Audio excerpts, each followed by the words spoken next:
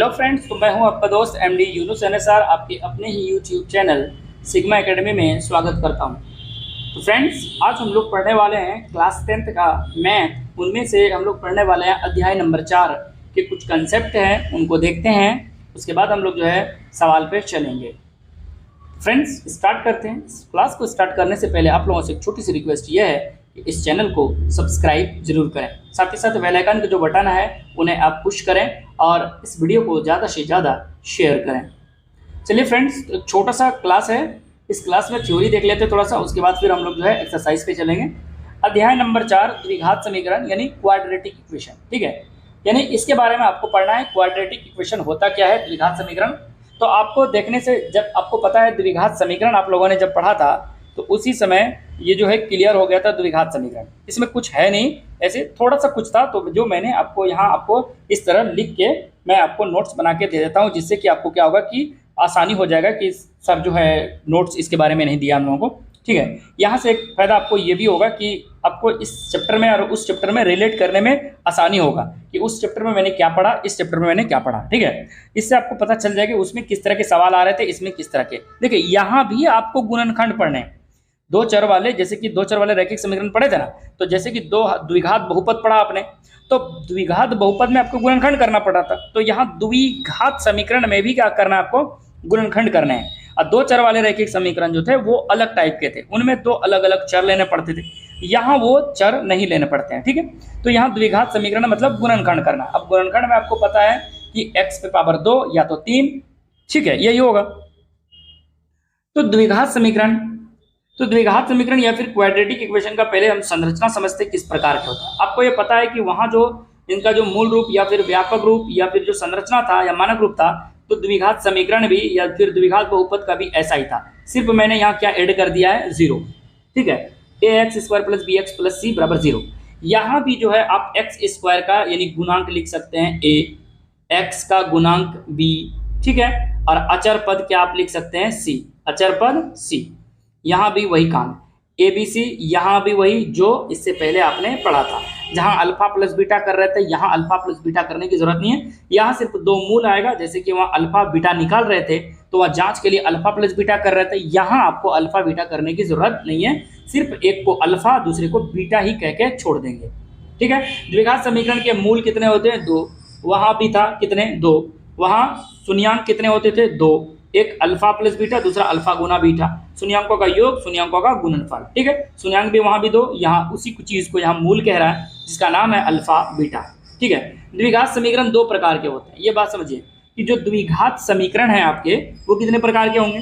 तो द्विघात समीकरण दो प्रकार के होंगे, कौन कौन, तो उस चीज को समझिए। जिस बहुपद में पहला होता है शुद्ध द्विघात समीकरण, प्योर क्वाड्रेटिक इक्वेशन, यानी इस चीज को समझिए। जिस बहुपद में x² का गुणांक तथा अचर पद हो, ठीक है, शुद्ध द्विघात समीकरण कहलाएगा। इसका मतलब यह है कि x² होगा और c होगा, लेकिन ये bx जो है यानी b वाला वैल्यू नहीं होगा। समझ में आया, शुद्ध वाला समझ में आया, यानी b वाला पार्ट नहीं होगा, यानी a होगा और c होगा। तो हमारा ये शुद्ध द्विघात समीकरण कहलाएगा। इसका मूल रूप जैसे आप देख सकते हैं ax² + c = 0, यानी b इसमें नहीं है। जैसे कि आप एग्जांपल देख रहे हैं, x² है, माइनस डायरेक्ट 25 आ गया बिना x वाला। 20 में अगर x वाला के साथ रहता है तो वो हो जाता है क्या, शुद्ध नहीं होता बल्कि दूसरा हो जाता है, ठीक है, मिश्रित हो जाता है। आगे की ओर देखते हैं नंबर 2, मिश्रित द्विघात समीकरण, मिक्सचर यानी, ठीक है। अब इसको देखिए, मिश्रित द्विघात समीकरण क्या होता है, जिस बहुपद में x² के गुणांक के बाद अचर पद से पहले, यानी x² के गुणांक के बाद, यानी x² का मतलब जैसे ये x² के बाद और अचर पद कौन है, c, इससे पहले, तो कौन आ जाएगा, bx आ जाएगा।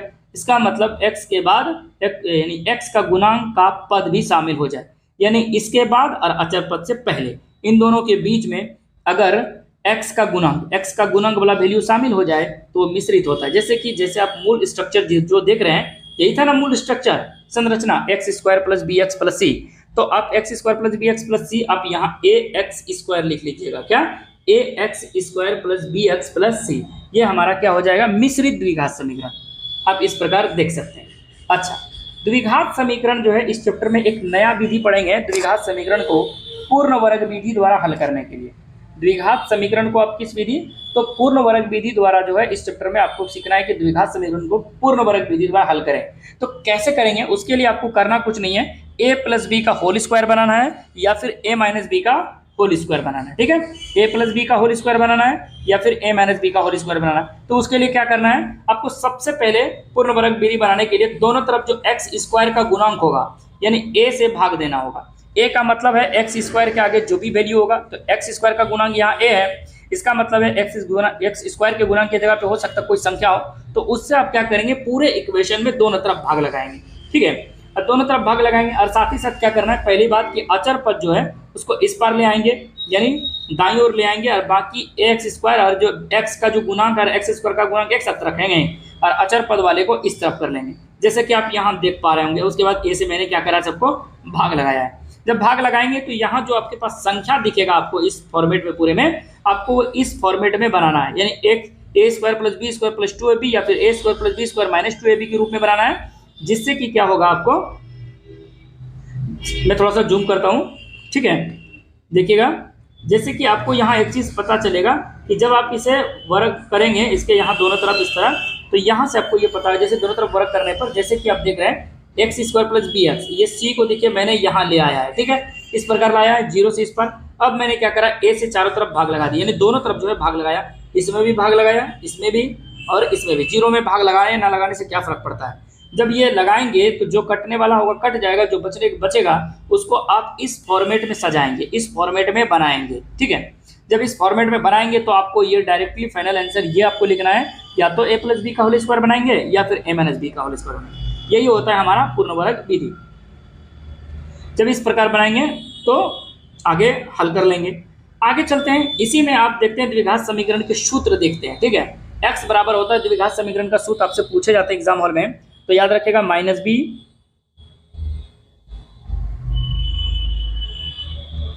x बराबर क्या होता है द्विघात समीकरण का सूत्र, तो minus b plus minus under root b square minus 4ac by 2a।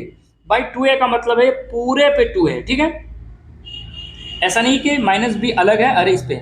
अच्छा, ये जो बी स्क्वायर माइनस 4ac है डी के बराबर है, किसके बराबर है, डी के बराबर है। देखिए मैंने लिखा होगा, द्विघात समीकरण का सूत्र को श्रीधर चारी का सूत्र भी कहते हैं, श्रीधर चारी का सूत्र भी कहते हैं। किसको, तो द्विघात समीकरण का जो ये वाला सूत्र देख रहे हैं ये श्रीधर चारी का नाम से भी जाना जाता है। देखिए, विवेचक या फिर विभेदकर, ध्यान दीजिए इस चैप्टर में विवेचक या फिर विभेदकर यानी डिस्क्रिमिनेशन जो है या डिस्क्रिमिनेटर जो है आपको ज्ञात करना है। डी विवेचक, ये सूत्र होता है बी स्क्वायर माइनस 4ac, जैसा कि आपने यहाँ देखा, ये देखिए बी स्क्वायर माइनस 4ac, इसका मतलब इसको आप शॉर्टकट में ऐसे लिख सकते हैं, minus b plus minus under root क्या लिख सकते हैं, डी बटे कितना लिख सकते हैं, 2a। अब अगर कहीं आपको पूरा डी विवेचक का वैल्यू दिया हुआ है तो डायरेक्ट आप रख सकते हैं, और नहीं दिया है तो ABC डायरेक्ट यहाँ से निकालिए, या फिर आप यहाँ से मूल पता कर सकते हैं, अस्थाई है या वास्तविक है या फिर काल्पनिक है। ठीक है, इक्वेशन कैसा है आपको उसका पहले जो है स्ट्रक्चर आपको पता करना होगा पहले, उसके बाद। अब जो है इसमें एक छोटी सी बात यह है जो आपको याद रखने बहुत जरूरी है द्विघात समीकरण के बारे में, और यहाँ से आपके एग्जाम हॉल में सवाल पूछे जाते हैं। समीकरण यानी द्विघात समीकरण का तो विभेदकर आपको पता है मूलों की संख्या या फिर मूलों के जो मान होते हैं। ठीक है, मूलों के जब भी मान निकालने होंगे वो सूत्र से निकालेंगे। ठीक है, और उसकी जो मूलों की प्रकृति है कैसा है आपको वो बताना है, वास्तविक है, काल्पनिक है, भिन्न है, अलग अलग है या समान है। तो यहाँ डी की प्रकृति से पता करेंगे, कैसे, डी से पता करेंगे। अगर डी का वैल्यू 0 से बड़ा हो, देखिएगा यहाँ, अगर डी का वैल्यू 0 से बड़ा हो तो ये डी बराबर सूत्र होता है बी स्क्वायर माइनस 4ac जो होता है ना, इसका मतलब है कि इसका अगर वैल्यू 0 से बड़ा हो गया तो वो संख्या क्या हो, यानी जो बहुपद है यानी मूलों की जो प्रकृति कहलाएगी वो वास्तविक होगी। वास्तविक मतलब पॉजिटिव वाला होगा या फिर 0 या फिर 0 से प्लस वाला होगा, और वो क्या होगा, भिन्न होगा। यानी सीधी सी बात है, वास्तविक तो होगा, वास्तविक उसी को कहेंगे जो प्लस वाला हो, चाहे वो 0 हो या फिर प्लस में जो आ जाए वो वास्तविक कहलाएगा। अच्छा, एक बात, जब 0 से अगर बड़ा, देखिए वास्तविक दोनों में है, ध्यान दीजिएगा, वास्तविक का मतलब होता है अगर 0 आ गया या फिर 0 से बड़ा तो भी वास्तविक, 0 आ जाए या 0 से बड़ा वास्तविक। तो यहाँ याद रखिए, यहाँ सीधी सी बात लिखा गया है कि डी का जो वैल्यू है 0 से बड़ा होना चाहिए, यानी 0 से थोड़ा सा भी पॉइंट में बड़ा हो गया तो वो वास्तविक तो होगा, लेकिन उनकी प्रकृति जो होगा मूलों की वो भिन्न भिन्न होंगे, मतलब अलग अलग होंगे। जो अल्फा बीटा का जो वैल्यू आप देख रहे हैं जो मान आएगा आपका वो अलग अलग देखने को मिलेंगे। जो फाइनली आंसर आपका आएगा अल्फा बीटा का एक हिसाब से, तो वो अगर कोई 1 आ रहा है तो कोई 1/2 आएगा, कोई 2 आ रहा है तो 2/3 आएगा, कोई 3 है तो कोई 1 आएगा, कोई -2 है तो कोई 1/2 आएगा, इस प्रकार आएगा। ठीक है, जैसे कि मतलब अलग अलग आएगा। अगर 1 है तो 1/2 आ सकता है, 1/2 है तो 1/3 आ सकता है, तो यानी भिन्न जो है वो अलग अलग हो जाएंगे। लेकिन जब 2 नंबर देखते हैं, जब डी बराबर कहता है 0 है, जब डी बराबर भी 0 होगा तो वो भी वास्तविक होगा, लेकिन जैसे ही डी बराबर 0 होगा तो उनका जो मान होगा ना अंत में वो समान आएगा। मतलब अल्फा का मान 1/2 तो बीटा का भी मान भी 1/2। अगर अल्फा का मान 1 तो बीटा का भी मान 1, अगर अल्फा का मान 3 तो बीटा का भी मान 3। ठीक है, यानी दोनों समान आएगा। यहाँ आप देख पा रहे हैं इस प्रकार से। ठीक है, इसके अलावा एक डी में है, अगर ये पूर्ण वर्ग तथा एबीसी परिमेय हो, इसका मतलब है कि दोनों मूल परिमेय होंगे। ध्यान दीजिए, यह एक लिखा गया है कि डी जो है यानी b² - 4ac एक पूर्ण वर्ग तथा एबीसी परिमेय हो। ध्यान दीजिए, जो एबीसी आपका वैल्यू है ना, ये परिमेय संख्या हो और ये पूर्ण वर्ग हो, तो दोनों मूल क्या हो जाएंगे, परिमेय कहलाएंगे, और ये सूत्र पे आप बैठा के निकाल सकते हैं। साथ ही साथ एक और पॉइंट याद रखिए कि जब डी का वैल्यू 0 से छोटा हो, यहाँ जो है इस प्रकार, जब 0 से डी का वैल्यू क्या होगा, छोटा होगा। यहां देखिए लिखा है 0 से छोटा किसका वैल्यू, b² - 4ac, और इसी को हम लोग क्या कहते हैं, तो डी कहते हैं। तो ये वास्तविक नहीं होगा, यानी कैसा हो जाएगा, काल्पनिक होगा। कोई वास्तविक नहीं मतलब काल्पनिक, और इसका कोई मूल ज्ञात नहीं किया जा सकता है। याद रखिए, ये वास्तविक मान इसका ज्ञात नहीं होगा। क्या होगा, वास्तविक मान ज्ञात नहीं किया जा सकता। बस इतना ही था इस एक्सरसाइज का थ्योरी। उम्मीद करते हैं ये आपको छोटा सा थ्योरी आपको अच्छा लगा हो। मैं आपको कुछ अंतर यहाँ आपको बताता हूँ दोनों में, इस चीज को समझिए।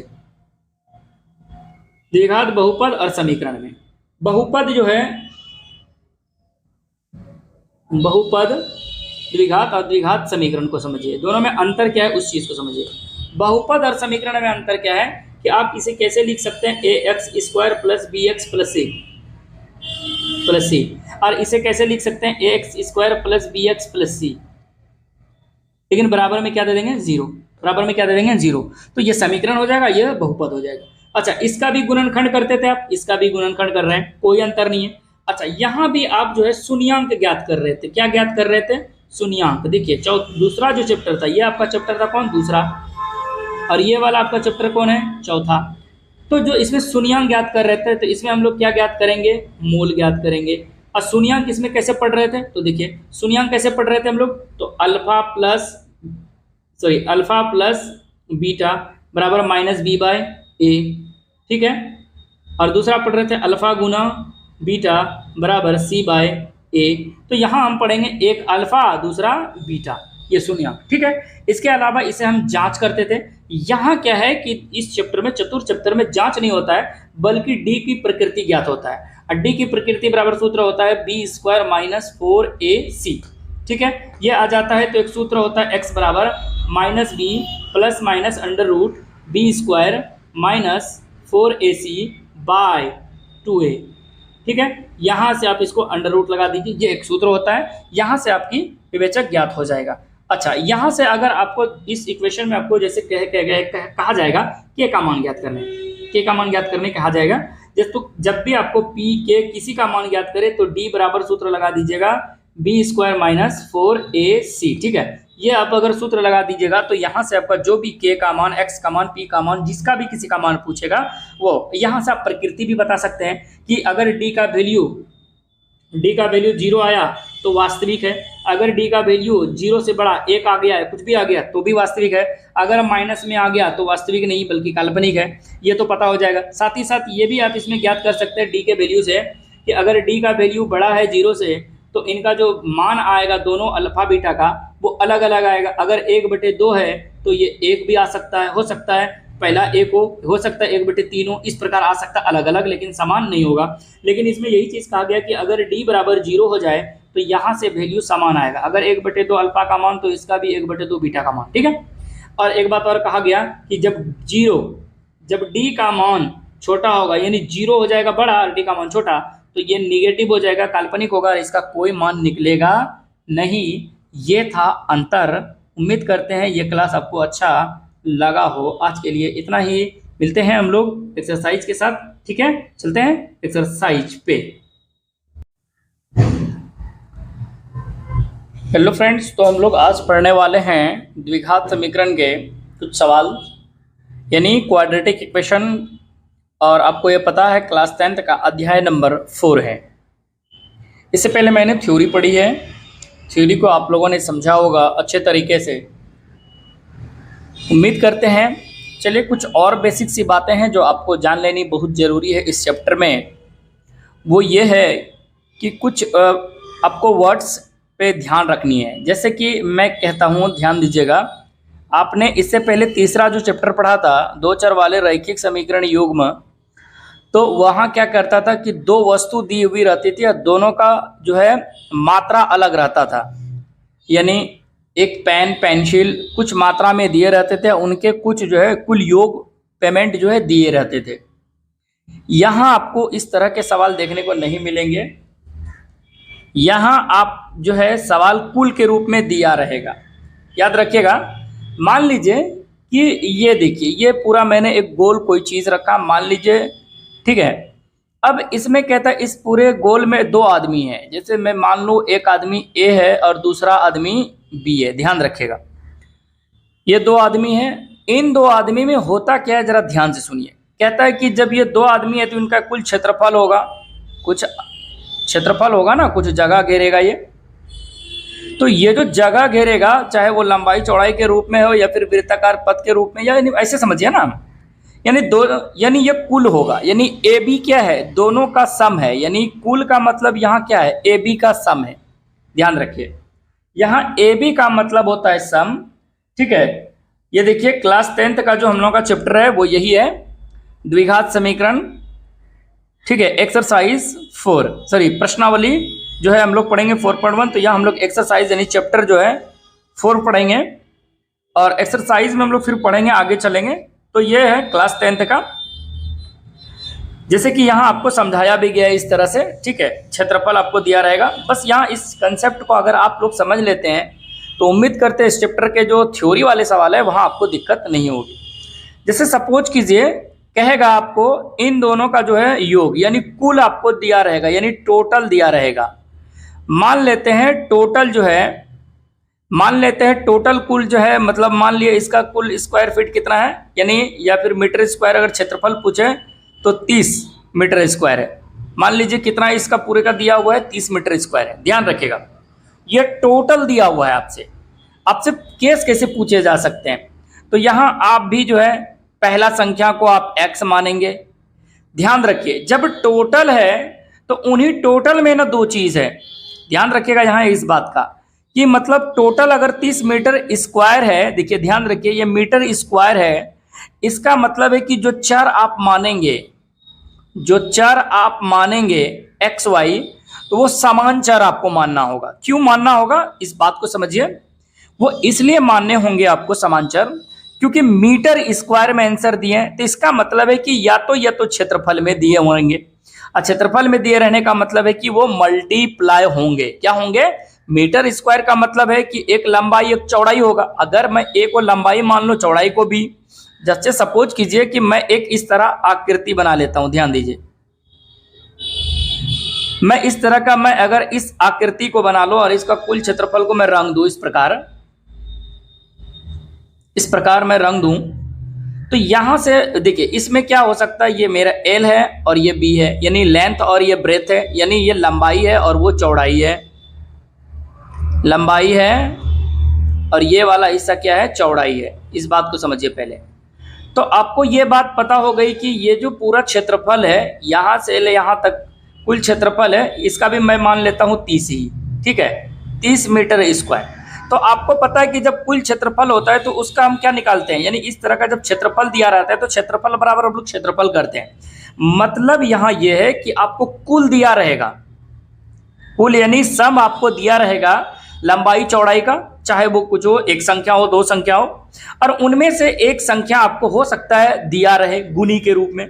जैसे कि यहाँ आपको चर जो मानने हैं वो लंबाई और चौड़ाई एल भी मान लीजिए, लेकिन आप एल को ही आप जैसे मान लेते, जैसे यहाँ सपोज कीजिए आपने लंबाई एल माना, लंबाई l माना तो लंबाई l को ही आप x मान सकते हैं, या फिर आपने यहाँ सपोज कीजिए कि यहाँ अगर आपका लंबाई, ध्यान दीजिए l बराबर आपने क्या मान लिया x, ध्यान दीजिए जब आपने l बराबर x माना तो यहाँ आपसे ये नहीं कहेगा कि l इतना है b इतना, नहीं, यहाँ आपको गुनी के रूप में दिया रह सकता है। कैसे कि अगर टोटल इतना है तो l इतना है तो y जो है, जैसे जो b है वो इसके गुनी के रूप में, जैसे कि ये जो x है इसका हो सकता है कभी पूछे दुगुनी हो, कभी पूछ दे दुगुनी से, यानी दुगुनी से आधा हो, तो दुगुनी से आधा मतलब इस तरह हम कर सकते हैं, दुगुनी से आधा।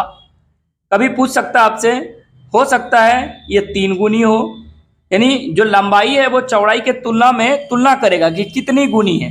तो सीधी सी बात है कि चौड़ाई है तो लंबाई ज़्यादा है हम, तो इसका मतलब हो सकता है ये चौड़ाई के ये दुगुनी हो सकता है। इसी प्रकार कभी चौड़ाई के साथ गुनी के साथ साथ कम भी पूछ सकता है या फिर कभी अधिक भी पूछ सकता है। ठीक है, इस बात को ध्यान रखिए। कभी अगर कम पूछ दिया तो माइनस करेंगे, अधिक पूछ दिया तो प्लस करेंगे, जितना कहेगा। यहाँ ये कॉन्सेप्ट को समझिए। वो यहाँ भी वही हाल है, पूरा क्षेत्रफल आपको एक दिया रहेगा और एक जो है आपको एक चीज पता रहेगा कि एक संख्या जैसे मान लीजिए ये टोटल ए बी है, तो मैंने क्या करा, a बराबर कुछ माना क्या x, और इसका वैल्यू आपको कुछ दिया रह सकता है। जैसे मैं कहता हूँ 6 मीटर है, कितना a बराबर जो है मैंने जैसे x माना, अगर आपको x नहीं भी मानना है तो कोई दिक्कत नहीं है, तो a बराबर आप कितना मान सकते हैं 6 मीटर। तो यानी आपको कुल दिया रहेगा और एक वैल्यू आपको पता दिया रहेगा, तो क्या दूसरा वैल्यू पता नहीं होगा? एकदम होगा। कैसे होगा अब समझिए। तो पहले तो क्षेत्रफल कभी निकालने भी पूछा जा सकता है या क्षेत्रफल दिया भी रह सकता है, तो क्षेत्रफल बराबर क्षेत्रफल कर देंगे। क्या करेंगे हम लोग, आपको पता है कि मैथ में भाग बराबर भाग, जोड़ बराबर जोड़, घटाओ बराबर घटाओ, गुना बराबर गुना करते हैं, तो क्षेत्रफल बराबर भी हम लोग क्या करेंगे, क्षेत्रफल करेंगे। जैसे कि सपोज कीजिए इस आकृति को आप देख रहे हैं, इसका क्षेत्रफल आपको दिया है 30 मीटर स्क्वायर दिया हुआ है, तो इसका क्षेत्रफल निकालेंगे। तो यहाँ देखने से मेरा क्या लग रहा है, वृत्त लग रहा है, तो इसका हम क्या करेंगे पाई आर स्क्वायर बराबर इतना, तो ये क्षेत्रफल बराबर क्षेत्रफल। अब इस आकृति को देखिए, ये देखिए तो आयत है, और अगर मैं इसका क्षेत्रफल की बात करूं तो क्षेत्रफल बराबर क्या हो जाएगा, क्षेत्रफल। ध्यान से देखिए, क्षेत्रफल बराबर क्षेत्रफल का मतलब ये 30 मीटर स्क्वायर है ये वाला आकृति का, और इसका क्षेत्रफल क्या होता है एल गुना बी, तो ये भी मेरा क्षेत्रफल, ये भी मेरा क्षेत्रफल। तो यहाँ क्षेत्रफल बराबर क्षेत्रफल कर रहे हैं, लेकिन इसके अलावे आपको इस बात को समझना बहुत जरूरी है कि जब भी आपको कुल क्षेत्रफल दिया रहेगा तो आपको एक चीज यहां इस प्रकार दिया रहेगा कि जैसे a बराबर 6 मीटर है तो b कितना होगा, ठीक है, या फिर ए बी कितना होगा। तो आप यहां एक बात बताइए, जब आपको कुल दिया रहेगा, इस बात को समझिए फिर से, मैं कहता हूं कि यहां आपको कुल दिया रहे और टोटल इसका जो वैल्यू है, जैसे आपने माना टोटल जो है योग दिया है। अब यहां देखिए, अगर यहाँ क्षेत्रफल, ये आपको हमेशा टोटल जो है क्षेत्रफल दिया रहेगा, जब भी स्क्वायर आपको दिया रहेगा तो याद रखिएगा क्षेत्रफल, जब भी स्क्वायर लिखा रहे क्षेत्रफल। जैसे सपोज कीजिए कि आपको सम दिया है, जैसे कि a प्लस बी, ठीक है, a प्लस बी का कुल योग जो है आपको मान लेते हैं 24 दिया है।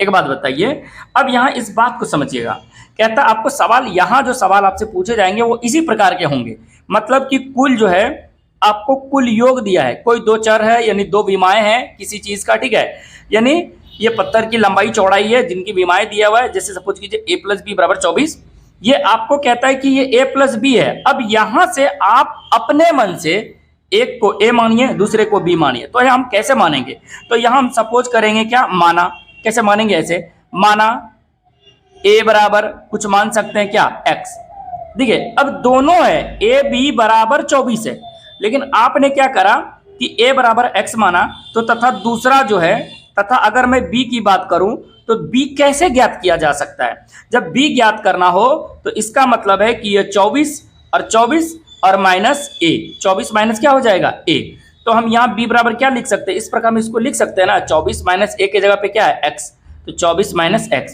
तो यहाँ इसका मतलब ये हुआ कि कभी सम दिया रहेगा तो माइनस करके निकालेंगे। अब हो सकता है इन दोनों का अंतर पूछ दे इस तरह, a माइनस बी बराबर, यानी इन दोनों संख्याओं का अंतर जो है 24 दिया रहे, तो जब 24 दिया रहे तो अंतर, जब भी योग अंतर दिया रहे, ध्यान रखें इस बात को, जब भी योग अंतर आपको इस प्रकार दिया रहे तो एक को अपने मन से x या जो भी चर होगा, आप जो भी मान मानने का होगा वो आप मान लें, बाकी दूसरे में अगर अंतर है तो दूसरे में ऐड कर दें, बाद वाले में साथ उसी संख्या के साथ उनको ऐड कर दें। जैसे कि मैं यहाँ कर सकता हूँ, आप देख पा रहे होंगे यहाँ देखिए तो इस चीज को अगर मैं कहता हूं कि a माइनस बी बराबर आपका कुल वैल्यू कितना है, जैसे आपको दिया हुआ है 24, यानी ये कुल विमाएं दिया है, लंबाई चौड़ाई का योग दिया है, यानी ये लंबाई चौड़ाई का अंतर दिया है। तो यहाँ आप क्या ज्ञात कर सकते हैं, अगर आपका क्षेत्रफल पूछ रहा है तो यहाँ पहले विमाएं ज्ञात करेंगे। यह क्षेत्रफल ज्ञात करने के लिए आपको लंबाई चौड़ाई होनी चाहिए, जिस चीज का पूछेगा या फिर जो चीज चाहिए। जैसे अगर मैं कह दूं बेलन का क्षेत्रफल पूछे आपको, किसका बेलन का क्षेत्रफल, तो पाई आर स्क्वायर एच, तो आर के साथ स्क्वायर के साथ एच चाहिए आपको।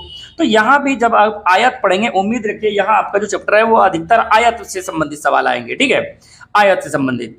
तो इस चैप्टर में जब मान लेते हैं ये जो आयत है, तो ये ए बी का कुल लंबाई, ये मीटर स्क्वायर क्षेत्रफल अलग है, और ये योग यानी विमा लंबाई चौड़ाई का जो अंतर है, यानी ये जो विमाएं हैं, आपको विमाएं दिया हुआ, विमाएं, तो जो विमाएं हैं, तो जैसे मान लीजिए दोनों विमाएं का अंतर जो है 24 मीटर है या सेंटीमीटर है, मीटर मान लेते हैं, तो दोनों का अंतर दिया है। अब यहाँ ये पता नहीं कि ए कितना है बी कितना है, तो यही चीज निकालने के लिए हम क्या करेंगे, मानते हैं। जैसे कैसे माना ए बराबर हम कुछ मान लेते हैं विमाएं, क्या मान लें, एक्स, तथा अच्छा दूसरी विमाएं कैसे ज्ञात करेंगे, तो तथा दूसरी विमाएं बी बराबर, अब देखिए ए बराबर आपने दोनों का अंतर है, तो ए बराबर आपने जब मान लिया एक्स, तो टोटल कौन बच गया, 24। एक बात बताइए, ये 24 है, अब अंतर है तो इन दोनों में हम क्या कर सकते हैं, योग करेंगे और बी को उधर ले जाएंगे, सॉरी ए को ले जाएंगे।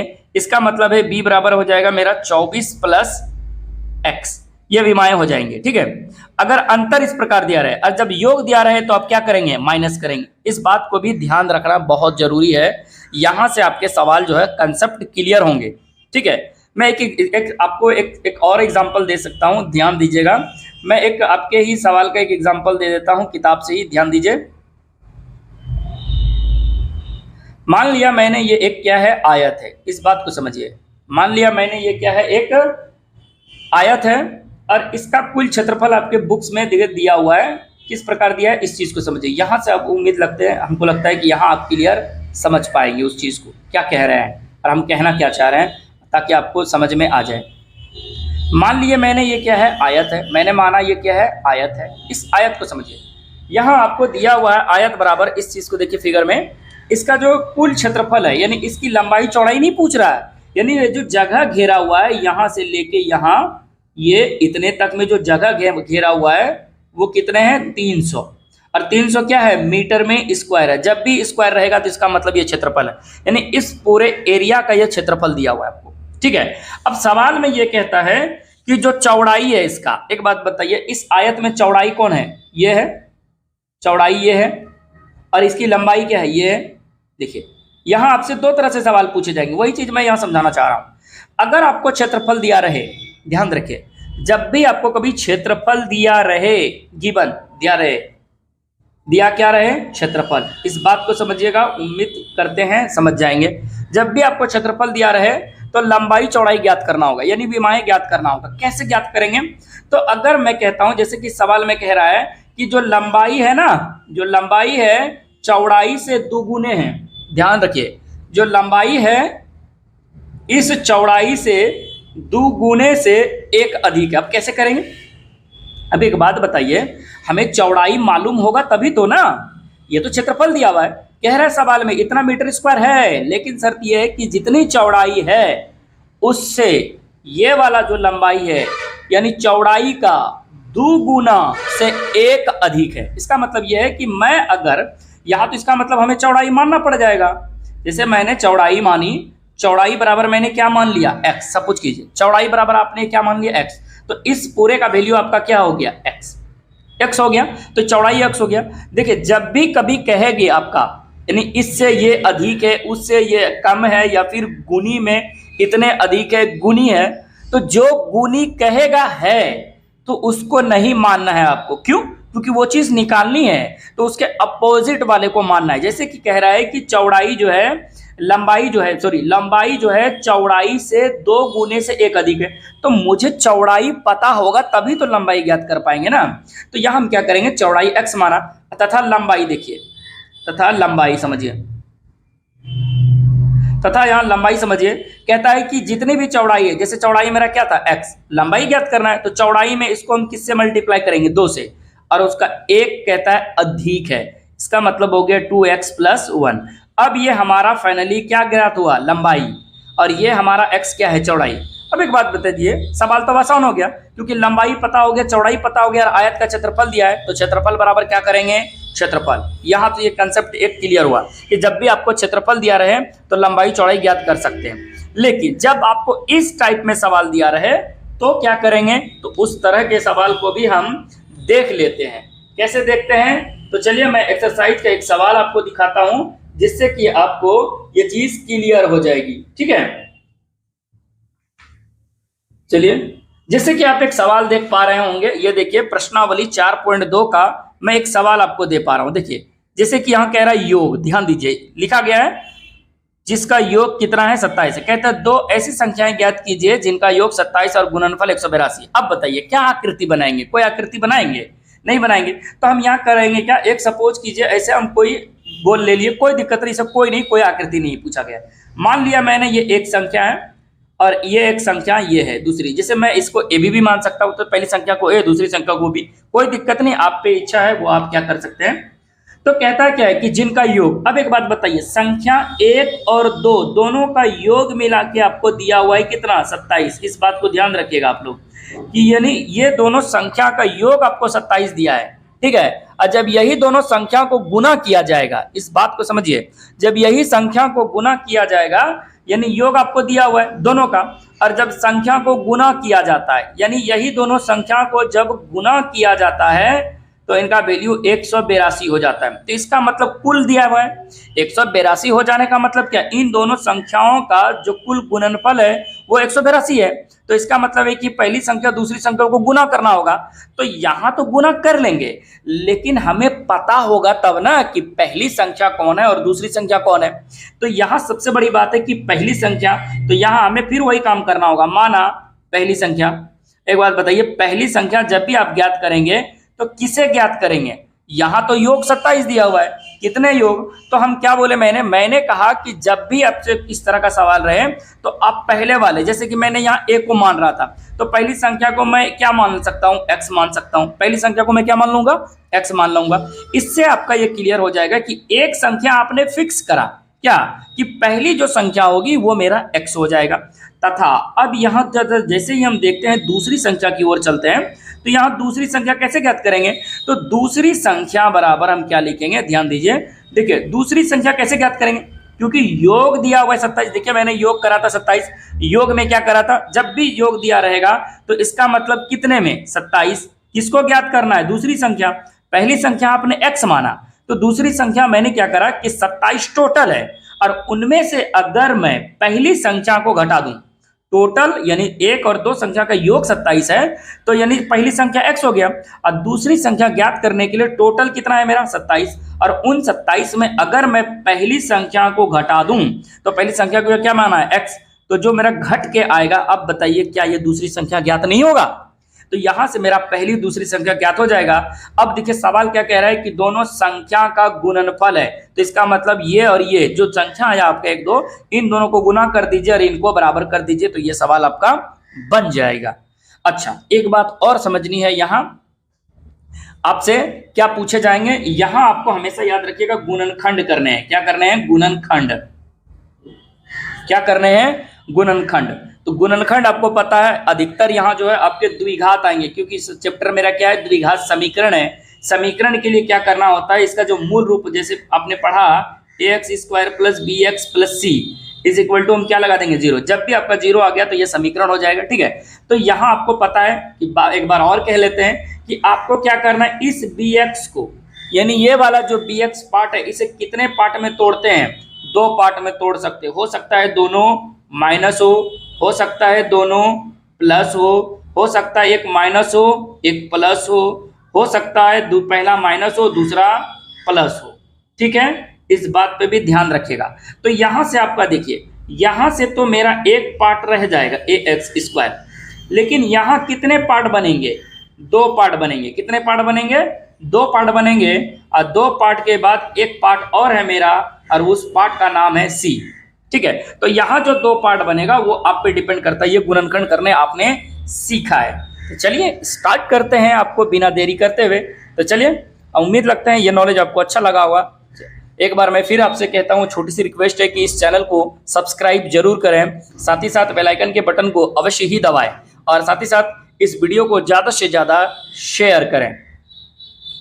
चलिए स्टार्ट करते हैं, देखते हैं आप लोग कितने शेयर करते हैं वीडियो को और लाइक करते हैं। कमेंट करके ज़रूर बताइएगा कि ये आपका जो है ये इस तरह के जो कंसेप्ट है वो कैसा लग रहा है आपको। चलिए मैं आपको प्रश्नावली 4.1 पे ले जाता हूँ और प्रश्नावली 4.1 क्या कहता है उस चीज़ को समझते हैं। तो प्रश्नावली 4.1 क्या कहता है, ध्यान से देखिए। यह है आपका प्रश्नावली 4.1, यानी इसमें 4.4 4.5 तक सवाल मिलेंगे।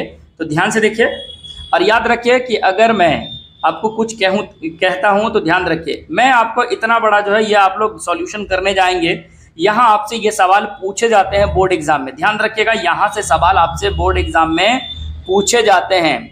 जैसे यह 5 नंबर में कहता है, जांच कीजिए कि क्या यह द्विघात समीकरण है। आपको देखिए द्विघात के लिए आपको क्या करना होता है, आपको इस स्ट्रक्चर का बनाना होता है। द्विघात का मतलब किस स्ट्रक्चर आप बनाएंगे, ax² + bx + c = 0। द्विघात का मतलब है कि सबसे बड़ा पावर कितने होने चाहिए, घात जो है कितने होने चाहिए, अधिकतम घात 2 होने चाहिए, तो हो जाएगा मेरा द्विघात। इस फॉर्मेट में आपको कहता है लाना है, आपको ये बताना है कि क्या ये द्विघात है या फिर नहीं है, इस बात को आप समझते हैं। जैसा कि आप सवाल 1 नंबर में देखिएगा, 1 नंबर का 1 नंबर सवाल मैं लेता हूं, ठीक है। 1 नंबर का 1 नंबर सवाल सॉल्यूशन।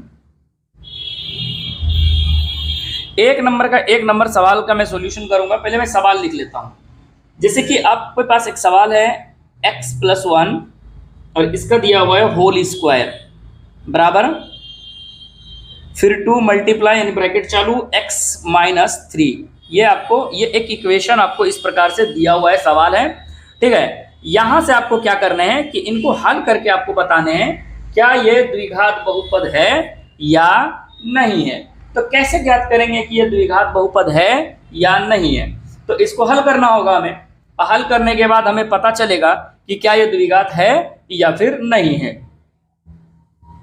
चलिए तो कैसे स्टार्ट करते हैं। स्टार्ट करने से पहले बस कुछ नहीं करना, स्टार्ट करते हैं और क्या। चलिए 2 ब्रैकेट है, तो पहले ब्रैकेट में हम लोग क्या दे देंगे, इंप्लाइज देंगे। इस बात को आप लोग ध्यान से देखिएगा, इंप्लाइज देंगे। अब यहां समझिए, ये देखिए आपका एक सूत्र बन गया ये देखिए तो a + b का होल स्क्वायर है। आप इसको 2 तरीके से तोड़ सकते हैं एक बार, यानी इसका एक तरीका ये है कि x + 1 को 2 टाइम आप लिख लीजिए गुना के रूप में और आप उसे गुना कर दीजिए। और नहीं तो आपके पास एक सूत्र है a² + b² + 2ab, आप इस पे भी तोड़ सकते हैं। और नहीं तो x + a को यानी 2 बार लिख सकते हैं। x + 1 कितने बार लिख सकते हैं आप, 2 बार लिख सकते हैं। तो हम लिखेंगे नहीं, डायरेक्ट हल कर लेंगे। तो कैसे करेंगे, a + b का होल स्क्वायर का मतलब a² यानी x², पहले अगर मैं b² कर लेता हूं, b² तो 1 का स्क्वायर 1 प्लस 2 × a × b, यानी देखिए इसका स्क्वायर कीजिए, इसका स्क्वायर कीजिए और एक बार इन दोनों को सबको गुना कर लीजिए। जैसे प्लस के साथ तो जैसे प्लस ही है, 2 × 1 = 2, 2 × x तो ये हो जाएगा 2x। आगे की ओर चलते हैं, अब इन दोनों को मल्टीप्लाई करेंगे तो ये हो जाएगा 2x, अब माइनस कितना हो जाएंगे 6। अब यहाँ आगे की ओर चलते हैं, ध्यान से देखिएगा। अब ये देखिए आपके पास हो गया x पे स्क्वायर प्लस में कितने x 2x, 2x को इधर ले आइए तो -2x और 6 को इधर ले आइए तो +6 और ये प्लस में कितना है 1, उस पार क्या बच गया 0, यानी आपको उस पार में क्या कर देना है 0 कर देना है उस पार में। चलिए जब 0 करेंगे उस पार में तो अब देखिए आगे थोड़ा सा हल करिए, आगे हल करेंगे तो क्या पाएंगे जरा देखते हैं। अब ये आपके पास x² है, ठीक है। उसके बाद देखिए 2x प्लस में है 2x माइनस में, इसका मतलब ये कट गया, बच गया क्या डायरेक्ट 7 बराबर क्या हो गया 0, बराबर क्या हो गया 0। तो यहां आप देख पा रहे हैं क्या ये द्विघात बहुपद है या नहीं है। एक बात बताइए, मैंने क्या कहा, अच्छा ये द्विघात बहुपद भी मैंने इसके प्रकार भी पढ़ाए थे मैंने, यानी शुद्ध बहुपद है ये, कैसा है शुद्ध द्विघात समीकरण है। एक होता है मिश्रित द्विघात समीकरण, ठीक है। तो ये कैसा वाला हो गया शुद्ध द्विघात समीकरण। शुद्ध का मतलब क्या था कि जिनमें b नहीं हो, ठीक है। तो यहाँ हमें वो नहीं बताना है शुद्ध है कि नहीं है। चलिए तो आपको ये बताना है कि द्विघात है या नहीं। तो देखिए ये द्विघात है, क्यों है यहाँ, यानी यह समीकरण हम लिख सकते हैं यह द्विघात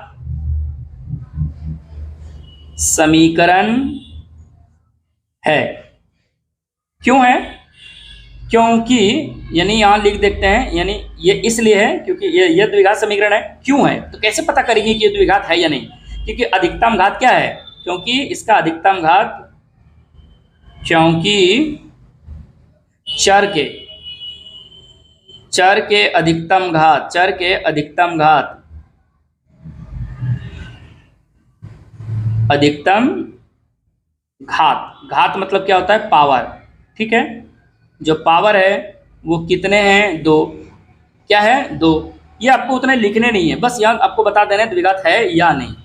मैं इसको शॉर्ट करके भी सिखा सकता हूँ, आपको शॉर्ट भी सिखाऊंगा, बट आपको पहले जो है इस तरह हल करने हैं। ठीक है, यहाँ से आपका क्या होगा कि यहाँ से जो है ये आप सॉल्व करने भी जल्दी सीख जाएंगे। ठीक है, बाकी तो शॉर्ट कट है ही, शॉर्ट आपको बताऊंगा मैं जब ऑब्जेक्टिव पढ़ाऊंगा तब आपको शॉर्ट। देखिए, शॉर्ट करने का तरीका आपको कुछ नहीं करना है, आपको सिर्फ आपको बताना है द्विघात है या नहीं। कैसे बताएंगे? तो चलिए आगे बताएंगे, या फिर चलिए सीख लेते हैं। जैसे मैं कहता हूं कि a प्लस बी का होल स्क्वायर है, तो इसका मतलब एक x है, x पे सबसे बड़ा वैल्यू क्या हो जाएगा? स्क्वायर हो जाएगा। और इधर मैं देखूं तो 2 गुना x 2x, इसका मतलब स्क्वायर इधर नहीं है, सिर्फ इधर है, तो इसका मतलब स्क्वायर सबसे बड़ा वैल्यू है। डायरेक्ट यहाँ देख सकते हैं कि डायरेक्ट सबसे बड़ा वैल्यू क्या है? स्क्वायर है। तो स्क्वायर है तो द्विघात है, चाहे वो 1 पद वाला हो, 2 पद वाला हो, या फिर 3 पद वाला समीकरण हो, उससे कोई फर्क नहीं पड़ता है। पावर आपको ढूंढना है, कितने हैं? 2। इसी का अगर मैं दूसरे नंबर सवाल की ओर चलता हूं, इसी का 1 नंबर का मैं दूसरा नंबर सवाल ले लूं। दूसरा नंबर सवाल को देखते हैं। दूसरा नंबर सवाल क्या कहता है उस चीज को देखते हैं। आपके पास दूसरा नंबर सवाल है x पे स्क्वायर। मैं सॉल्यूशन लिख लेता हूं। लिखा हुआ है x पे स्क्वायर माइनस 2x, फिर आपको ये बराबर दिया हुआ है, उसके बाद लिखा है -2 ब्रैकेट चालू, यानी ब्रैकेट फिर बंद कर दीजिए, फिर ब्रैकेट चालू 3 माइनस x ब्रैकेट बंद कीजिए। आपको इस प्रकार दिए हुए ब्रैकेट यानी -2, उसके बाद फिर ब्रैकेट के साथ 3 माइनस x आपको इस प्रकार दिए हुए, और इनको हल करना है। तो हल कैसे करेंगे? तो हल करने का तरीका है, जब भी 2 ब्रैकेट दिया रहे तो पहले तो इंप्लाइज देंगे। हल कैसे करेंगे? तो ये जैसा है वैसा रहने देंगे, क्योंकि यहाँ कुछ होने वाला नहीं है, 2x रह जाएगा। लेकिन यहाँ होने वाला है। कैसे होने वाला है? ध्यान दीजिए, इस 2 को इस 3 से मल्टीप्लाई करेंगे। क्या करेंगे? 2, तो माइनस क्या हो जाएगा? 6, माइनस क्या हो जाएगा? 6, और फिर इस माइनस को इस माइनस से मल्टीप्लाई करेंगे तो जब बन जाएगा प्लस, और 2 गुना x हो जाएगा 2x। अब यहाँ देखिए, एक्स स्क्वायर माइनस ये जो 2x है आपका, ये वाला 2x को इधर ले आइए तो ये भी -2x, -6 को इस पर ले आइए तो प्लस बन जाएगा 6, उस पर कुछ नहीं बचा तो क्या बचा? 0 बचा। अब जो है उसको ऐड करिए, जो ऐड होने वाला है -2x आपका हो जाएगा -4x, अब प्लस में 6 बराबर क्या हो जाएगा? 0। अब यहाँ देखिए, इससे ज़्यादा आगे नहीं जाएगा। क्या ये द्विघात बहुपद है या फिर ऐसा द्विघात समीकरण है या नहीं है? तो है, तो हम लिखेंगे यह द्विघात समीकरण है, क्योंकि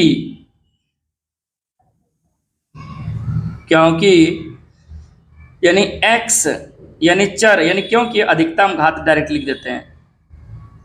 अधिकतम जो घात है हमारा, अधिकतम घात कितना है? 2 है। अधिकतम घात कितना है? 2 है। क्यों? यहाँ देखिए तो, क्योंकि x पे बड़ा सबसे बड़ा पावर कितना है? 2, और यहाँ कितना? 1, तो सबसे बड़ा पावर 2 है। तो ये मेरा आंसर हो गया, 1 का 2 नंबर का आंसर कंप्लीट हो जाता है। आगे की ओर चलते हैं। 1 नंबर का तीसरा नंबर सवाल। मैं 1 नंबर का तीसरा नंबर सवाल की ओर चलूं तो 1 नंबर का तीसरा नंबर सवाल देखते हैं, और तीसरा नंबर सवाल क्या कहता है उस चीज को भी देखते हैं। 3 नंबर सवाल क्या कहता है? मैं सॉल्यूशन लिख लेता हूं और उसके बाद मैं सवाल लिख देता हूं। तो सवाल जो है मेरा लिख रहा है, चलिए हम पहले सॉल्यूशन लिख लेते हैं। सवाल है आपके पास x - 2 इंटू है x + 1, ये आपको इस प्रकार दिए हुए हैं। उसके बाद फिर बराबर में दिए हुए हैं x - 1, साथ ही साथ दिए हुए हैं x + 3, यानी सबको क्या करना है? मल्टीप्लाई करना है। ये आपको इतने बड़े इक्वेशन दिए, क्या है, कुछ नहीं है। आप लोगों ने क्लास 8 से पढ़ते आ रहे हैं कि यानी x को कैसे गुना किया जाए, x का मान कैसे निकाले, y का मान कैसे निकाले, ये आपको पता है, ये सब आप जानते ही हैं। अगर किसी बच्चे को ये सब में भी दिक्कत है तो उसको बार बार वीडियो को देखें और समझे। चलिए, तो मैं क्या कर लेता हूँ, पहला इंप्लाइज दे देता हूँ, क्यों, क्योंकि दो दो बराबर है। अब देखिए, इस x को इस x से गुना करेंगे, ये आपको पता है ये कैसे गुना होता है, a प्लस बी है, अब मल्टीप्लाई करेंगे c प्लस डी से, तो एक बार a के साथ c को मल्टीप्लाई करेंगे क्योंकि अलग अलग है, उसके बाद फिर इसी a से फिर किसको मल्टीप्लाई करेंगे, d से मल्टीप्लाई करेंगे। जब आपने c d से मल्टीप्लाई करा तो सेम वही चीज़ फिर आपने b को c से मल्टीप्लाई करना है, b को फिर d से मल्टीप्लाई करना है, ये एक फंडा होता है। चलिए, तो यहाँ मैं क्या करता हूँ, इस x को इस x से गुना करूँगा तो हो जाएगा x पे स्क्वायर, फिर इसी x को x से गुना करूँगा तो हो जाएगा x, फिर ये देखिए माइनस और यहाँ प्लस माइनस, 2 को इस x से गुना करूंगा हो जाएगा 2x, माइनस 2 एकम 2, ये बराबर। फिर यहाँ वही काम करेंगे, इस x को इस x से गुना करें हो जाएगा x स्क्वायर, फिर इस x को 3 से गुना करें तो ये हो जाएगा 3x, प्लस इसलिए क्यों, क्योंकि दोनों में क्या है, प्लस।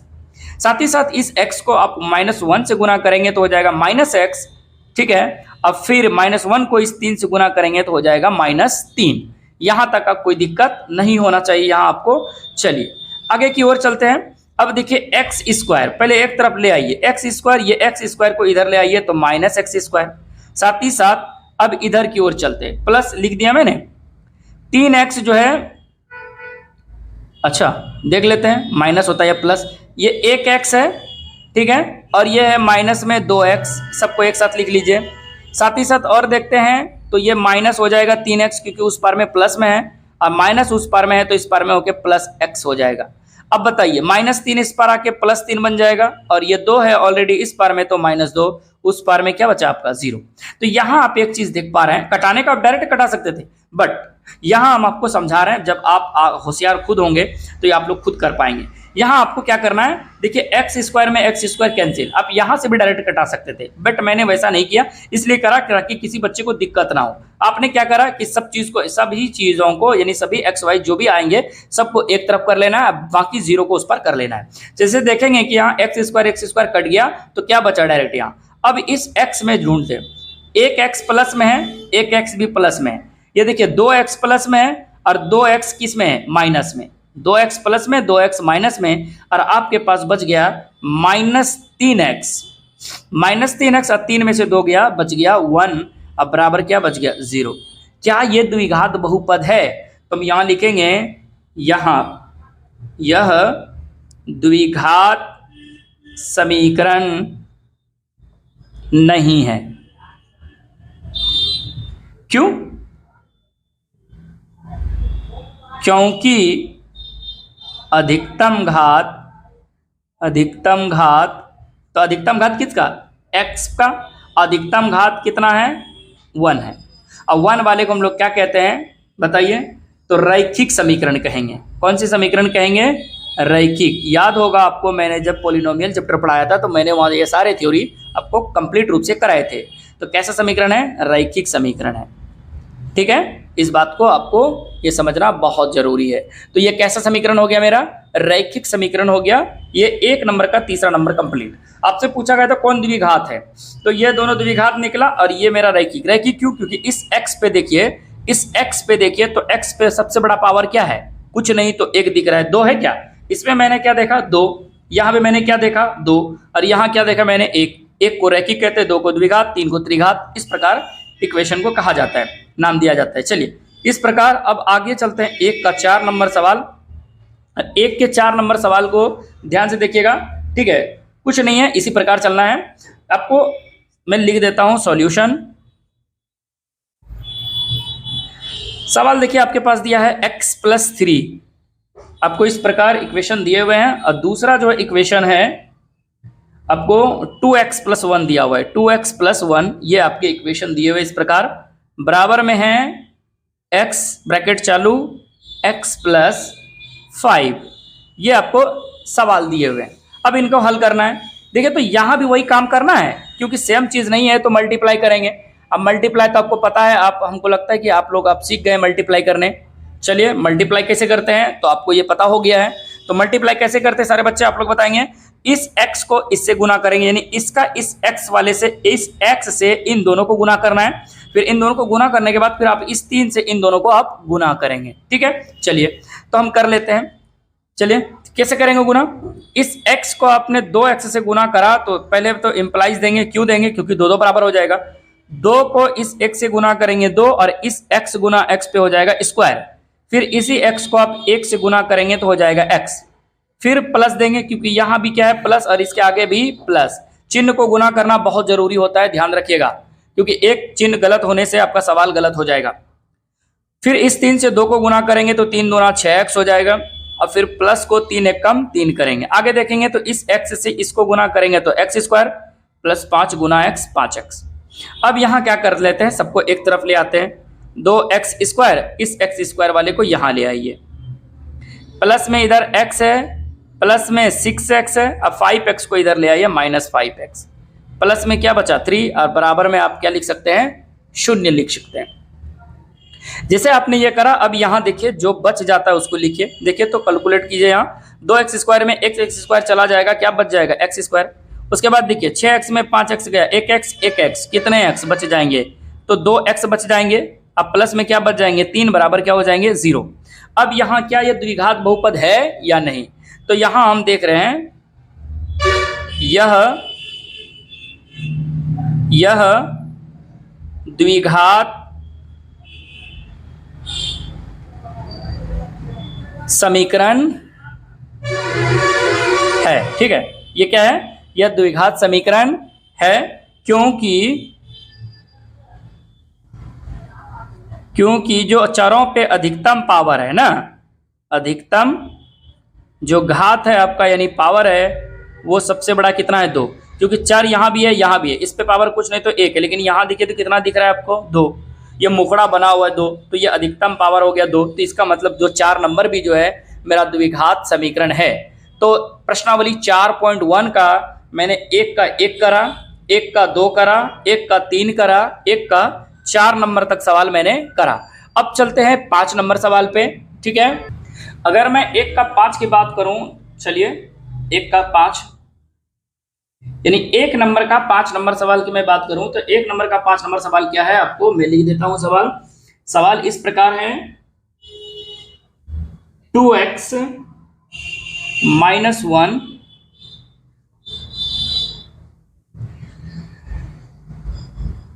x - 3। इसके बाद फिर बराबर दिया हुआ है आपको, बराबर के बाद फिर आपको इक्वेशन दिया हुआ है, यानी उसी रूप में दिया हुआ है x + 5 × x - 1। चलिए ये आपको इस प्रकार इक्वेशन दिए गए हैं, यहां से आपको बताने हैं क्या ये द्विघात समीकरण है या फिर नहीं है। 5 नंबर सवाल मिला लेते हैं एक बार। 2x - 1 x - 3 x + 5 x - 1। चलिए अब मैं इसको क्या करता हूं, हल करता हूं। देखिए ध्यान से देखिए, आप लोग सारे बच्चे ध्यान से देखिए। आपको क्या करना है, मैंने क्या कहा कि सबसे पहले 2 ब्रैकेट दिख रहा है तो पहले इंप्लाइज दें। इंप्लाइज के साथ साथ आप क्या करें, इनके यानी जितने भी इस तरह के टर्म मिलेंगे इनसे पकड़ो, इनको पकड़ो और इन दोनों से गुना कर दो। तो 2 को इस x से गुना करेंगे, 2x को, तो 2x पे स्क्वायर। फिर इसी 2x को इस -3 से गुना करिए तो प्लस माइनस माइनस 3 दूनी 6x। साथ ही साथ अब जैसे ही इन दोनों से गुना हो गया x से 2x से, अब इससे 1 से गुना करें इनको, तो देखिए ये माइनस है, यहाँ माइनस यहाँ plus, plus minus minus x से कम x। फिर माइनस से माइनस को गुना करेंगे तो हो जाएगा प्लस 3 एक कम 3 बराबर। फिर यहाँ भी वही काम करेंगे। देखिए a + b × a - b नहीं बना सकते, क्यों नहीं बना सकते, क्योंकि यहाँ प्लस है यहाँ 1 है, सेम चीज रहेगा तो कर पाएंगे। फिर इस x को इस x से गुना करें, हो जाएगा आपका x पे स्क्वायर। फिर इसी x से -1 को गुना करेंगे तो हो जाएगा -x। आगे की ओर चलते हैं, ये अब खत्म हो गया तो फिर इससे मल्टीप्लाई करेंगे। 5 को इस x से तो प्लस देंगे, क्योंकि यहाँ भी प्लस यहाँ भी प्लस, तो ये हो गया आपका 5x प्लस में। साथ ही साथ ये देखिए तो प्लस और ये माइनस माइनस हो जाएगा, 5 एक कम 5। यहाँ से आपका तो हल हो गया। अब यहाँ क्या करेंगे, सजाएंगे, सबको अरेंज करेंगे। तो हम क्या करते हैं, सबको जैसे स्क्वायर वाला है जो उसको लिखे, पहले स्क्वायर वाला यहाँ, स्क्वायर वाला यहाँ भी। देखिए ये x स्क्वायर प्लस में है तो इसको इस पर ले आएंगे तो हो जाएगा ये माइनस में। इसके अलावा माइनस में 6x माइनस में x, बाकी जितने भी x वाले उसको ले आइए। -x इस पर आके +x अब +5 है तो इस बार में आके -x। उसके अलावा देखिए तो इस बार में क्या है 3 है और इस बार में -5 है, इस बार आके हो जाएगा +5 और उस बार में क्या बच जाएगा मेरा 0 बच जाएगा। आगे की ओर चलते हैं। 2x² में 1x² घट जाएगा, कितने x² बच जाएंगे तो 1x² बच जाएंगे। उसके बाद 1x माइनस में 1x प्लस में, और इन दोनों को जब आप जोड़ेंगे तो माइनस दोनों में 6 5 11x। इसी के साथ आगे देखते हैं तो 5 3 8 प्लस में बराबर में क्या हो जाएंगे 0। तो यहाँ क्या यह द्विघात समीकरण है या नहीं है? तो आप यहाँ देख रहे हैं कि ये अचर पद है, ये x वाला है और यहाँ 2 है, तो यह जो है द्विघात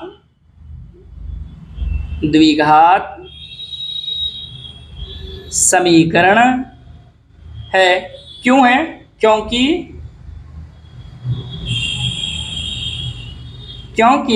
जो चर है यानी x जो चर है उसका अधिकतम घात क्या है? अधिकतम जो घात है वो कितना है? 2 है। अधिकतम घात कितना है? 2 है। तो मेरा 1 का 5 नंबर क्लियर हो जाता है। अब मैं चलता हूं 1 का 6 नंबर सवाल पे। 1 का 6 नंबर सवाल पे चलता हूं और 1 का 6 नंबर सवाल देखते हैं क्या कह रहा है। सॉल्यूशन लिख लेते हैं, शॉर्टकट में लिखते हैं सॉल्यूशन, ठीक है। उम्मीद करते हैं आप लोगों को समझ में आ रहा होगा शॉर्टकट। चलिए 6 नंबर जैसे ही मैं सवाल देखता हूं, 6 नंबर सवाल कहता है x पे स्क्वायर है, साथ ही साथ प्लस में 3x प्लस में 1। अच्छा, इस पर तो सॉल्यूशन ही है। आगे देखते हैं। फिर है x-2 का होल स्क्वायर। देखिए आपने पढ़ा था इससे पहले पहला नंबर सवाल में a प्लस बी का होल स्क्वायर, इस बार जो है आपको दिया गया है a माइनस बी का होल स्क्वायर, ठीक है। देखते हैं a माइनस बी का होल स्क्वायर आपको पता है क्या होता है? a square plus B square, सिर्फ 2ab के पास क्या हो जाता है? a minus b. आपको ये बात पता है। या फिर इसी को आपने x-2 को यानी पावर पे 2 है तो इसको 2 बार लिख सकते हैं। x-2 मल्टीप्लाई फिर x-2 और लिख के गुना कर सकते हैं। इस प्रकार लिख सकते हैं x-2 x-2, ठीक है। चलिए हम यहाँ क्या करते हैं, इसे पहले तो इम्प्लाइज देंगे। इम्प्लाइज देने के बाद इसे लिख लेते हैं जैसा है x square plus 3x plus में 1 बराबर। अब इनको गुना करें यानी इसको हल करें। a माइनस बी का होल स्क्वायर मतलब a स्क्वायर का मतलब क्या? x स्क्वायर प्लस इसलिए देंगे क्योंकि प्लस होता है सूत्र से। बी स्क्वायर जब आप 2 का स्क्वायर करेंगे तो 4 होगा, तो हम लिख लेते हैं एक बार। माइनस यहाँ दीजिए 2 इंटू एक्स इंटू 2, ठीक है। एक बार हल कर लेते हैं। ये हो जाएगा आपका x square plus 3x plus 1 बराबर, ये देखिए एक्स स्क्वायर प्लस 2 दूनी 4 अब माइनस 2 दूनी 4x। कैसे 4x? देखिए मैंने जब भी इस तरह का स्क्वायर मिले इसको स्क्वायर कीजिए, एक बार इसको स्क्वायर कीजिए प्लस में, फिर 2 को इस 2 से गुना कीजिए 4 हुआ, 4 को इस x से गुना कीजिए 4x। अब क्या करते हैं, सबको एक तरफ ले आते हैं। जैसे कि आप देख पा रहे होंगे एक्स स्क्वायर प्लस में 3x प्लस में 1, इस एक्स स्क्वायर को इधर ले आइए तो माइनस एक्स स्क्वायर, इस 4 को यानी 4x जो है पहले से उसको इधर ले आइए तो प्लस 4x, इस 4 को भी इधर ले आइए -4, उस पर क्या बच गया 0। अब हम यहाँ देखते हैं एक्स स्क्वायर प्लस में एक्स स्क्वायर माइनस में कट गया आपका। अब आगे की ओर चलते हैं तो आपके पास देखिए 4x प्लस में 3x भी प्लस में, दोनों को आप ऐड करेंगे तो कितना x हो जाएगा 7x। उसके अलावा देखेंगे तो 4 जो है माइनस में है, 1 जो है प्लस में, तो इसका मतलब माइनस में कितने आएंगे 3 बराबर क्या 0। क्या यह द्विघात है? क्या यह द्विघात है? लिखेंगे यह द्विघात नहीं है। क्यों? क्योंकि x पे पावर अधिकतम कितना है यहाँ 1 है। यह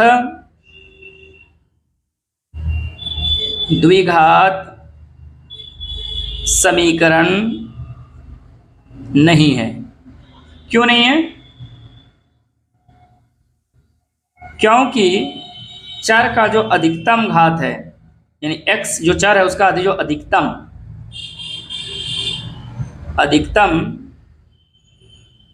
घात क्या है 1 है, और 1 वाले को हम लोग क्या कहते हैं रैखिक। कैसा? रैखिक समीकरण। कैसा समीकरण है ये? रैखिक समीकरण है, ठीक है। आगे चलते हैं इसी का ये एक सवाल और, इसमें 2 और सवाल है 1 नंबर में। तो जैसे मैं 1 नंबर का मैं 7 नंबर की मैं बात करूं 1 का 7, चलिए 1 का 7 चलता हूं। सॉल्यूशन को मैं शॉर्टकट में लिख लेता हूं। ठीक है, सॉल्यूशन को चलिए शॉर्टकट में लिखते हैं। अब देखिए 7 नंबर सवाल क्या कहता है, उस सवाल को देखिए। 7 नंबर सवाल ये है आपका x प्लस टू का होल क्यूब बराबर 2, x के साथ ही साथ ब्रैकेट चालू है, उसके बाद है x स्क्वायर माइनस 1। इनको हल करना है। देखिए अब यहां आ गया a माइनस यानी a प्लस बी का होल क्यूब। आपको ये फॉर्मूला पता होने चाहिए, a प्लस बी का whole cube, a plus b का होल। नहीं पता है तो मैं साइड में लिख दूंगा। चलिए तो चलिए सॉल्यूशन में क्या करता हूं, पहले हम इंप्लाइज देते इधर, यहां से लिखना शुरू करते हैं। a प्लस बी का होल क्यूब, एक बार हम डायरेक्ट सूत्र से डायरेक्ट करते, ज्यादा शॉर्टकट पे जाएंगे नहीं, ताकि आप लोगों को भी समझ में आए। कैसे, तो a क्यूब सूत्र यहां हम लिख देते हैं आपको, a cube plus b cube plus 3ab into a plus b कर देंगे। ठीक है, इंटू ए प्लस क्या कर देंगे, बी कर देंगे, इस प्रकार। चलिए आप इस प्रकार लिख सकते हैं a प्लस बी। अगर यहां माइनस रहे a माइनस बी का होल क्यूब, तो सेम चीज a cube minus b cube minus 3ab into a minus b. ठीक है, ये चीज आप कर सकते हैं। उम्मीद करते हैं ये चीज आपको समझ में आ रही होगी। a माइनस बी का होल क्यूब बराबर, ठीक है, एक होता है a cube plus b cube, वो वाला नहीं है, यहाँ होल क्यूब है। तो होल क्यूब का जो फॉर्मूला होता है वो एग्जैक्ट इस प्रकार होता है, और इसी को आप आगे तोड़ेंगे, जैसे a cube plus b cube, तो 3a Guna a square B हो जाएगा। फिर आगे और चलेंगे तो प्लस 3ab गुना बी स्क्वायर हो जाएगा। इसको आगे हल करेंगे, तो हम आगे हल नहीं करेंगे, जो एग्जैक्ट फॉर्मूला होता है वो इसी प्रकार का होता है, जिसे आप याद रख लें। चलिए इस सवाल की ओर चलते हैं। तो हम इसे क्या करते हैं, इस फॉर्मूले पे तोड़ते हैं। तो a क्यूब का मतलब हो गया x पे क्यूब, प्लस 2 क्यूब का मतलब 2 पे क्यूब, प्लस 3 इंटू 2 यानी 3 इंटू ए बी का मतलब x इंटू 2 हो गया, इंटू फिर क्या करेंगे x प्लस में 2 बराबर हम लिख देते हैं यहाँ, और इस जगह को मैं यहाँ लिखता हूँ कैसे, तो 2x को x स्क्वायर से गुना करेंगे तो हो जाएगा मेरा 2x पे क्या हो जाएगा क्यूब, क्योंकि एक x यहाँ और 2x यहाँ 3, माइनस 2x को 1 से गुना करेंगे हो जाएगा 2x। चलिए इसको मैं लिख लेता हूँ, तो ये मेरा हो जाएगा x क्यूब प्लस 2 को 3 बार पढ़ेंगे तो आपका हो जाएगा 8, प्लस में अब इनको गुना करके लिखिए, ये देखिए 3 दूना 6, इस x को इस x से गुना कीजिए हो जाएगा x स्क्वायर। आगे की ओर चलते हैं, ये भी प्लस, फिर इस 2 को इस 3 से गुना करें तो 3 दूनी 6, अच्छा देखिए 3 दूनी 6, 6 दूनी 12, उसके बाद देखेंगे तो यहाँ सिर्फ x है तो 12x। अब आगे की ओर चलते हैं, बराबर में क्या है 2x पे क्यूब माइनस 2x, हल कर लेते हैं। अब देखिए तो ये x क्यूब और 2x क्यूब इधर ले आइए, तो माइनस में 2x क्यूब हो जाएगा, प्लस में इस 8 को बाद में लिख लेते हैं, स्क्वायर वाले को लिख लेते हैं 6x स्क्वायर, उसके बाद जो है x वाले को लिखते हैं, जैसे कि मेरा 12x माइनस में जो है 2x इस पर आके हो जाएगा प्लस 2x, और जो 8 है वो प्लस 8 में रह जाएगा, बराबर में 0 लिख सकते हैं इसको इस प्रकार। ठीक है, मैंने क्या करा कि इसी फॉर्मूले पे मैंने बैठा के इसको, ये जगह नहीं था, इस जगह के कारण मैंने यहाँ लिखा इसको। ठीक है, तीर देके इस चीज को ध्यान रखिएगा, यानी इस जगह को मैंने यहाँ लिख दिया और उसे फिर मैंने हल करा। अब यहाँ क्या कर लेते हैं, हल करते हैं। एक्स क्यूब देखिए, एक एक्स क्यूब प्लस में और 2x क्यूब माइनस में, इसका मतलब माइनस वाला ज्यादा है, कितना ज्यादा है तो एक्स क्यूब ज्यादा है। प्लस में देखेंगे तो ये हो जाएगा 6x पे स्क्वायर, प्लस में अगर देखते हैं 12 2 हो जाता है 14x, प्लस में 8 बराबर 0। अब क्या यह द्विघात बहुपद है या फिर नहीं है, तो आप बोलेंगे सर ये भी द्विघात नहीं है। द्विघात नहीं है तो क्यों, क्योंकि नहीं है, क्योंकि जो सबसे बड़ा पावर यहाँ दिख रहा है 3 है, और देखिए यहाँ भी 2 है, लेकिन ये सबसे बड़ा पावर क्या है 3। तो हम लिखेंगे यह द्विघात जो समीकरण नहीं है। क्यों नहीं है, क्योंकि अधिकतम जो घात है यहाँ, अधिकतम घात क्या है 3 है, और जब 3 है तो क्या हो जाता है त्रिघात, क्या हो जाएगा त्रिघात समीकरण। कौन सा समीकरण हो जाएगा, त्रिघात समीकरण हो जाएगा।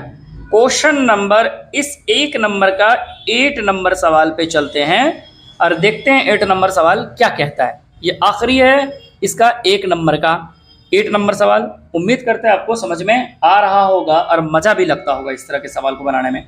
तो 8 नंबर सवाल क्या कहता है, x पे क्यूब है, -4x पे स्क्वायर है, माइनस में x है, प्लस में 1 है। अब बराबर में देखिएगा आपको x - 2 का होल क्यूब है, यानी आपको a प्लस बी का whole cube, a minus b का होल क्यूब। जैसे कि मैंने कहा कि अगर यहाँ प्लस था तो प्लस वाला, अब माइनस है तो सब में माइनस वाला लगा देंगे, कोई दिक्कत नहीं है। आपको ये मैंने ये फॉर्मूला लिख दिया है। चलिए मैं इसी पे हल करता हूँ। आगे की ओर देखते हैं। सबसे पहले सॉल्यूशन लिख लीजिए, उसके बाद इम्प्लाइज दीजिए। क्यों देंगे, क्योंकि इसे बड़ा हल करना है, दो ब्रैकेट हो जाएगा। तो ये जैसा वाला पार्ट से उसे लिख लीजिए, x cube -4x² minus x plus 1। दिखे तो इधर त्रिघात बहुपद दिख रहा है ऑलरेडी पहले से। अब इधर आइए, x माइनस बी का होल क्यूब है तो देखिए a cube minus b cube यानी 2 का क्यूब -3 इंटू ए बी का मतलब क्या है, ए बी का मतलब x है और 2 है, यानी x गुना 2 है। फिर ब्रैकेट में करेंगे, जो जैसा चीज़ है उसी को एक बार लिख लेंगे, जैसे कि मैंने लिखा, आप भी इसी तरह लिख लेंगे। आगे की ओर चलेंगे तो फिर इसको हल करेंगे, x क्यूब -4x पे स्क्वायर माइनस x प्लस 1। आगे की ओर चलते हैं, ये x क्यूब -2 यानी 2 को 3 बार लिखेंगे तो 2 दूनी 4 दूनी 8 हो जाएगा, माइनस। अब ये देखिएगा -3 को 2 से गुना कीजिए, कितना हो जाएगा 6, 6 गुना x 6x। इसी 6x को आप x से गुना कीजिए तो 6x कितने बार हो जाएगा, 2 बार। फिर इसको इस माइनस से इस माइनस को गुना कीजिए तो क्या बन जाएगा, प्लस। देखिए तो 3 को 2 से गुना कीजिए, 6 दूनी 12 सिर्फ क्या हो जाएगा x। देखिए सेम चीज आया, वहां प्लस में आ रहा था, यहां मेरा अब माइनस में आ गया। आगे की ओर चलते हैं। अब ये देखिए एक तरफ ले आते हैं, x क्यूब माइनस, ये देखिए x क्यूब है या क्या है, x क्यूब -4x स्क्वायर, क्या स्क्वायर वाला है, माइनस में है तो इस पर आके प्लस में 6x स्क्वायर। उसके बाद माइनस में x है, माइनस में x है, इसके बाद प्लस जो है इस पर आके माइनस में 12x हो जाएगा, प्लस में 1 बराबर में 0। ये आप इस प्रकार लिख सकते हैं। आगे की ओर चलते हैं। ये देखिए तो ये प्लस में ये माइनस में कट गया, 6x स्क्वायर प्लस में 4x स्क्वायर माइनस में, तो इसका मतलब 2x स्क्वायर प्लस में, इसके अलावा 12 1 13x हो जाएगा माइनस में, प्लस में 1 बराबर 0। आप इस प्रकार लिख सकते हैं इसको। चलिए, क्या यह द्विघात बहुपद है या नहीं है, तो हम लिखेंगे यह द्विघात बहुपद है। ठीक है, अब द्विघात बहुपद है तो क्यों, तो क्योंकि अधिकतम जो घात है वो कितना है, 2।